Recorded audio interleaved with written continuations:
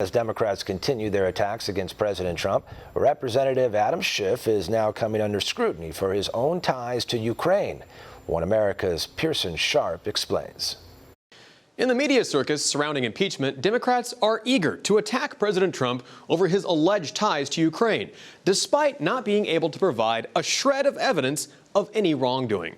The lead attack dog in the Democrats' lineup is California Representative Adam Schiff, a radical left-winger who's been repeatedly caught telling flat-out lies, such as making up what President Trump said in his phone call with the president of Ukraine. So he made it up. He went up to a microphone and in front of the American people and in Congress, he went out and he gave a whole presentation of words that the President of the United States never said. It has to be a criminal act. It has to be. And he should resign. And some people even say it was treason. So what could Schiff be trying to divert attention away from regarding Ukraine? For starters, his connection to the Ukrainian industrialist and arms dealer Igor Pasternak.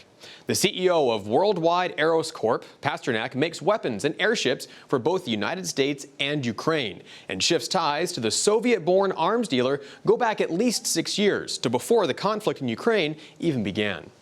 Back then, Adam Schiff had rarely mentioned Ukraine. But after July 18, 2013, he couldn't stop talking about it. Perhaps that's because that's the year that Igor Pasternak invited Adam Schiff over to his mansion in Washington, D.C. for a fundraiser, where guests were charged up to $2,500 for attending. All checks were made to be payable to Adam Schiff for Congress. After that, Schiff made numerous references to the country on television and in speeches, even telling Wolf Blitzer on CNN that he thought Ukraine was long overdue for more weapons from the U.S.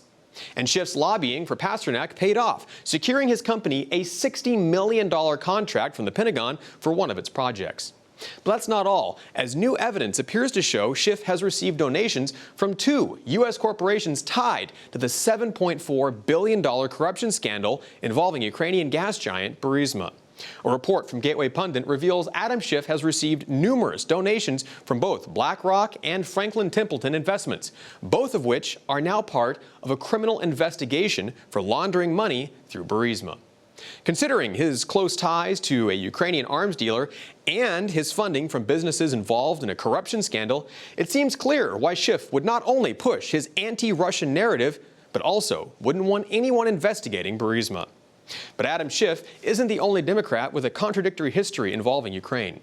Dr. Fiona Hill, who testified before the impeachment inquiry on Thursday, claimed she was worried that holding back aid to Ukraine would threaten its national security.